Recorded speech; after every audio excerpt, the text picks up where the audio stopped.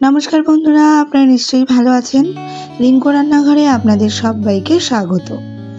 বন্ধুরা, আজ আমি তৈরি করব হেলেঞ্চা শাক দিয়ে আমুদে মাছের ঝোল।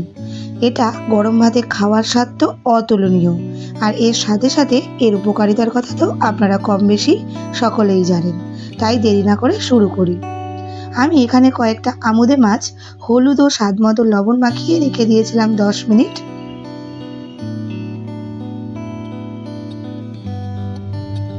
সাথে নিয়েছি এক মুঠো হেলেঞ্চা শাক। শাকগুলো ছোট ছোট করে কেটে ভালো করে ধুয়ে পরিষ্কার করে নিয়েছি। এখন একটা কড়াইতে আমি দেব 3 টেবিল চামচ সর্ষের তেল।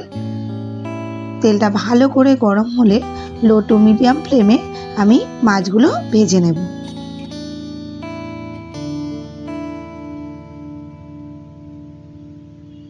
তেল ভালো করে গরম হয়ে গেছে। এখন মাছগুলো আস্তে আস্তে আমি কড়াইয়ের মধ্যে দিয়ে দিচ্ছি।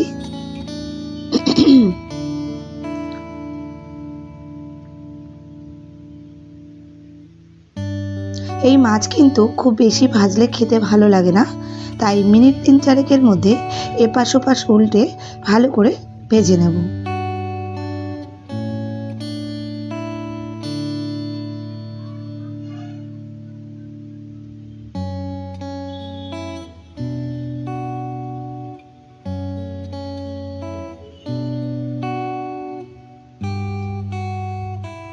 মাছগুলো ভাজা হয়ে গেছে, এখন এগুলো আমি নামিয়ে নিচ্ছি।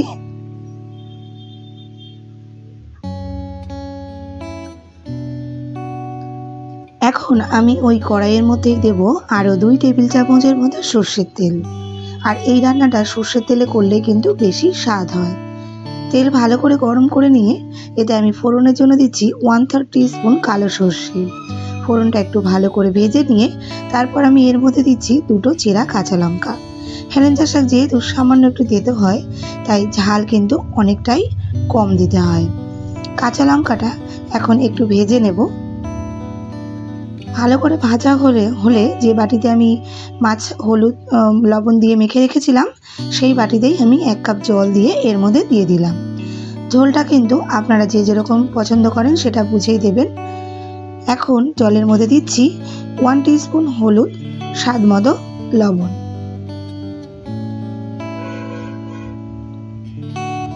এখন এটা ভালো করে মিশিয়ে নেব।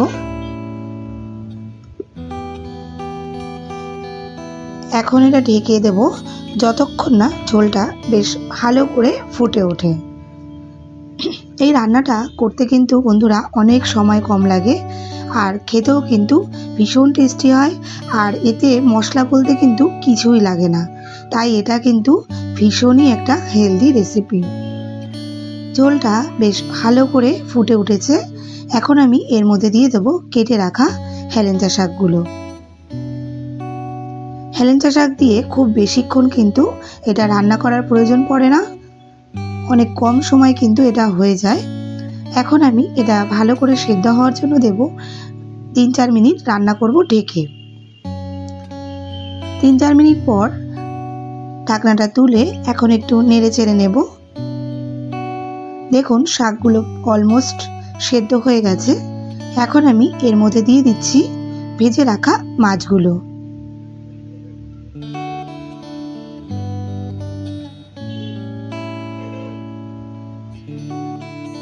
মাছগুলো দিয়ে আবারও একটু নেড়ে চেড়ে এখন আমি ঢেকে আবারও রান্না করব 2-3 মিনিট। আর এখানে বলে রাখি, এই শাক রান্নার সময় ফ্লেমটা কিন্তু হাই টু মিডিয়াম রেখে রান্না করব, তাতে এই শাক খাওয়ার সময় তেতোটা কিন্তু অনেকটাই কম লাগবে। দেখুন, হেলেঞ্চা শাক দিয়ে মাছের ঝোল আমার কিন্তু প্রায় রেডি। ঝোলটাও কিন্তু একটু এরকম রাখলেই ভালো হয়, তবে আপনারা যেরকম ঝোল খেতে চান সেটা বুঝেই দেবেন। নামানোর আগে এখন দেব 1/3 টিস্পুন ভাজা জিরে গুঁড়ো। আপনারা তো জানেনই জিরে গুঁড়ো পেটের জন্য কতটা উপকারী। এখন জিরে গুঁড়ো ভালো করে মিশিয়ে নিলেই তৈরি হয়ে যাবে হেলেঞ্চা শাক দিয়ে আমুদে মাছের ঝোল।